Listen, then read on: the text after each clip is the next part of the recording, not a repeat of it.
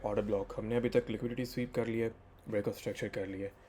Third जो building block है वो है ऑर्डर ब्लॉक। ऑर्डर ब्लॉक क्या होता है कि जब लिक्विडिटी स्वीप होती है तो जोन सी मूवमेंट या जोन सा प्राइस एक्शन या जोन सी कैंडल लिक्विडिटी स्वीप कॉज करती है, वो जो कैंडल का पार्ट होता है, वो जो मूव होती है पूरी, उसको ऑर्डर ब्लॉक कहते हैं। वो सेक्शन हमारा ऑर्डर ब्लॉक होता है। ठीक है, मैंने यहाँ पे पहले से लिख के रख लिया कि जो लेग अप और down that causes liquidity SVEEP, मतलब अगर अप ट्रेंड में है तो लिक्विडिटी स्वीप हुई है।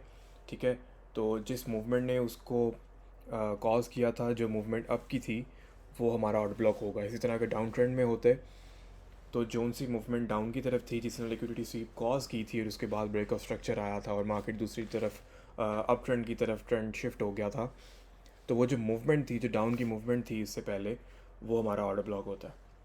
ठीक है, तो और ऑर्डर ब्लॉक का क्या काम होता है? Order block basically liquidity SVEEP क्या करती है, रेस्टिंग और पेंडिंग ऑर्डर्स होते हैं जो उसने फिल करने होते हैं।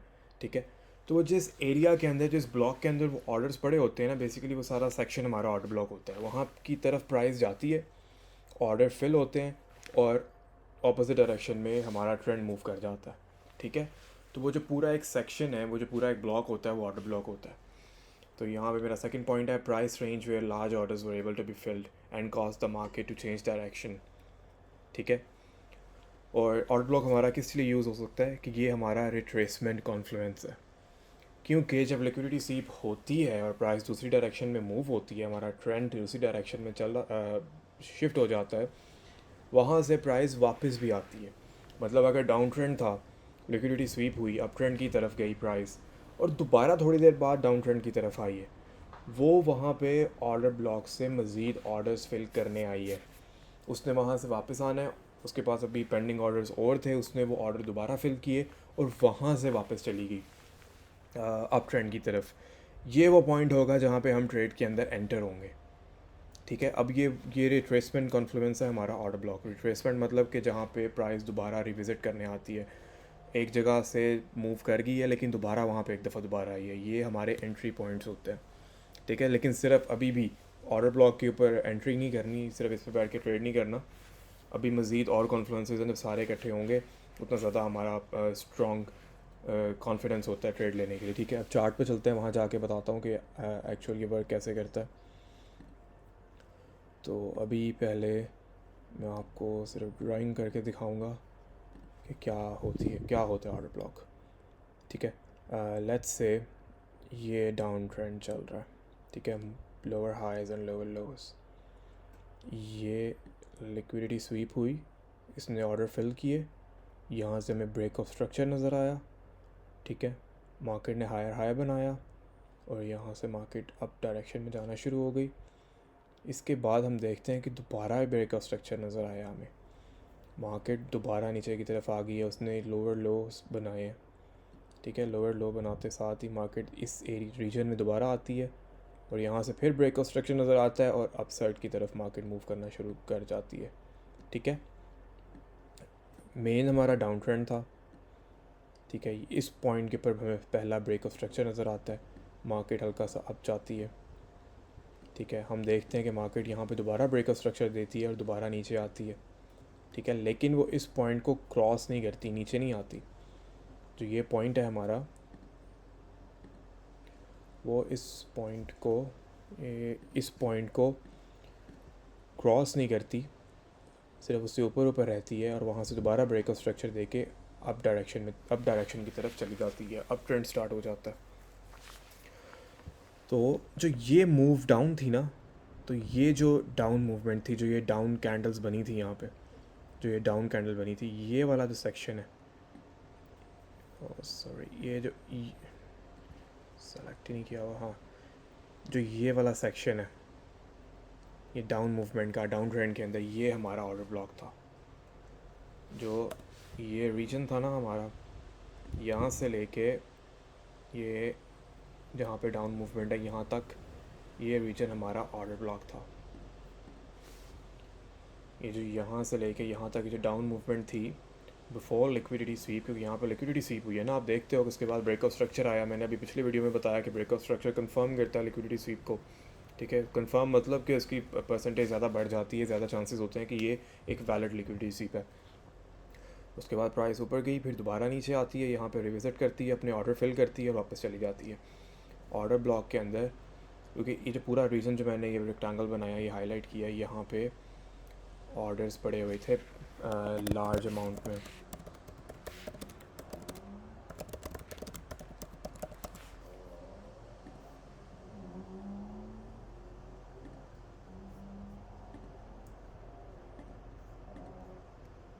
ठीक है, इस सेक्शन के अंदर हमारे पास लार्ज अमाउंट में पेंडिंग ऑर्डर्स पड़े हुए थे इस एरिया में जो ये मूवमेंट थी। तो प्राइस वापस आई है, उसने वो ऑर्डर फिल किए हैं और यहाँ से वापस चली गई है। ठीक है, ये हमारा रिट्रेसमेंट कॉन्फ्लुएंस है।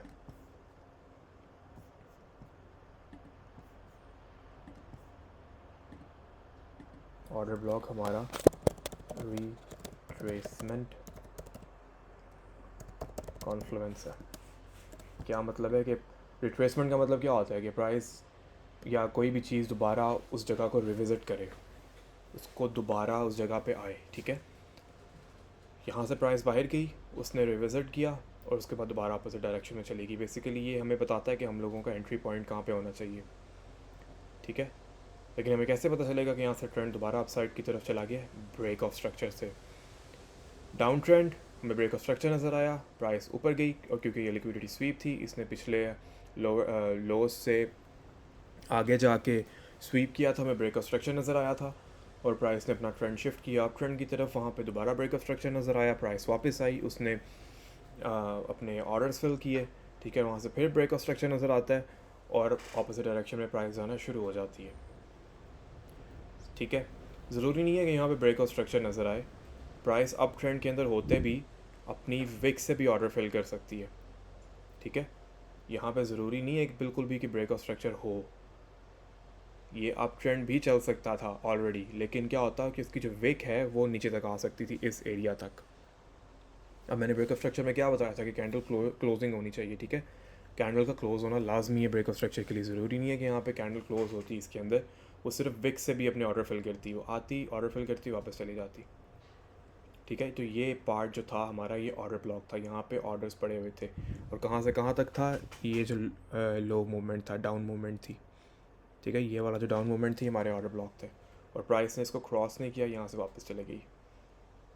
ठीक है, अब इसको हम एक्चुअल चार्ट पे देख लेते हैं। आई थिंक मैंने 2 एग्जांपल्स हाईलाइट की थी अभी।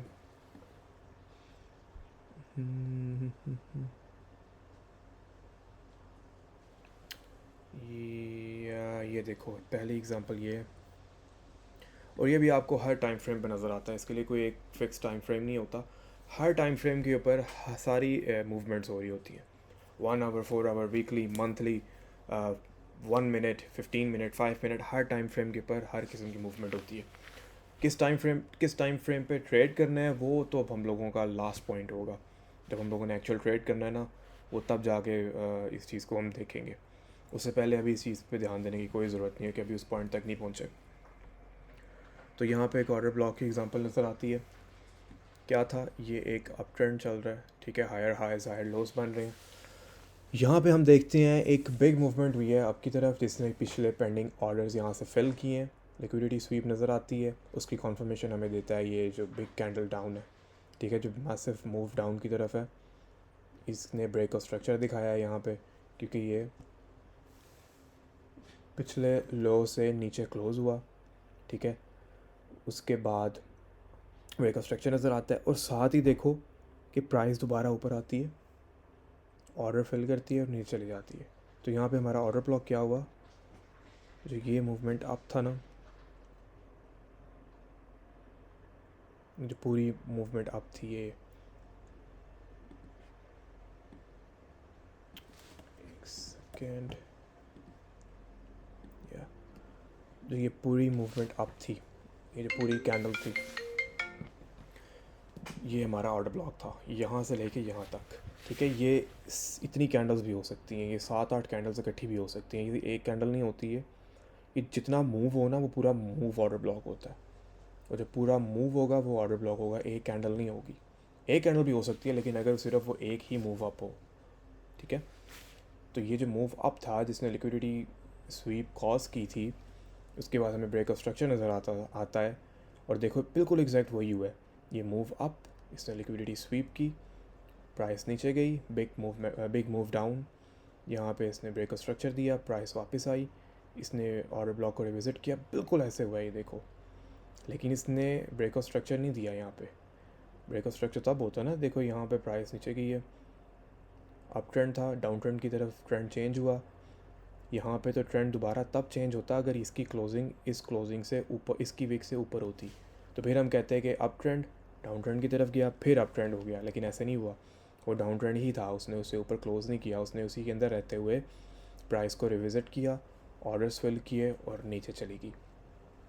ठीक है, तो इसके बाद दूसरी एग्जांपल देख लेते हैं। देखिए है एग्जांपल यहाँ पे, अब ये अप ट्रेंड चल रहा है, ठीक है, higher highs and higher lows बन रहे हैं। यहाँ पे आगे क्या होता है कि जो ये मूवमेंट है, जो ये प्राइस एक्शन है, ये जो कैंडल बनी है, इसने पिछले सारे हाइज को क्रॉस किया, ऊपर आके लिक्विडिटी स्वीप दी है, ऑर्डर्स फिल किए, यहाँ पे पेंडिंग ऑर्डर्स थे।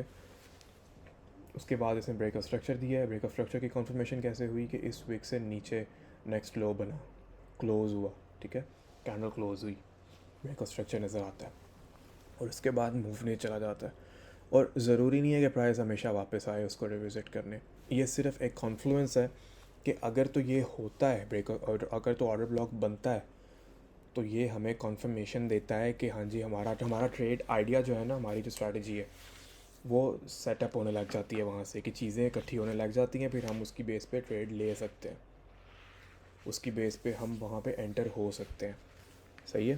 और ज़रूरी नहीं है कि यहाँ से हमेशा वापस आके उसको विज़िट करें।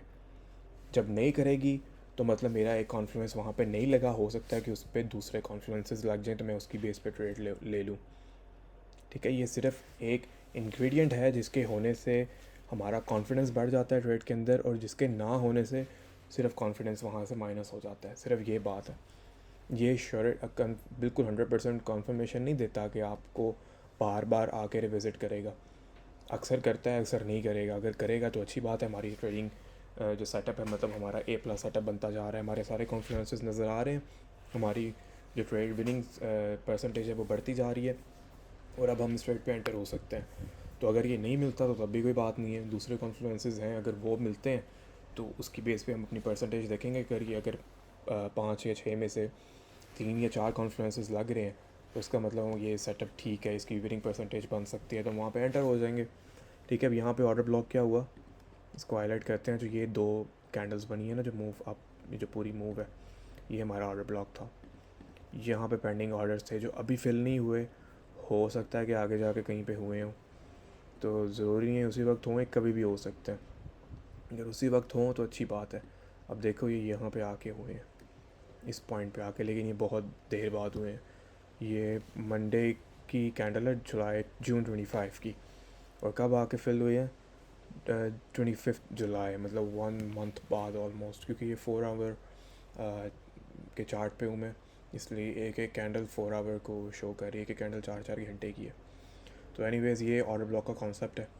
ठीक है, अभी तो ये अप ट्रेंड में नज़र आया ना आप लोगों को कि जो मूव अप थी बिफोर लिक्विडिटी स्वीप, जिसने लिक्विडिटी स्वीप को कोज किया था, वो हमारा ऑर्डर ब्लॉक होता है। वो डजेंट मैटर कि 1 कैंडल हो, 4 कैंडल हो, 5 कैंडल्स हो, बस वो जो पूरा मूव होगा ना, लेकिन वो कैंडल सेम होनी चाहिए। ये अब ये सिर्फ मैंने इन दोनों को हाईलाइट किया, मैंने रेड नहीं इंक्लूड की क्योंकि वो मूव डाउन था, मुझे मूव अप चाहिए अप ट्रेंड के अंदर। सही है,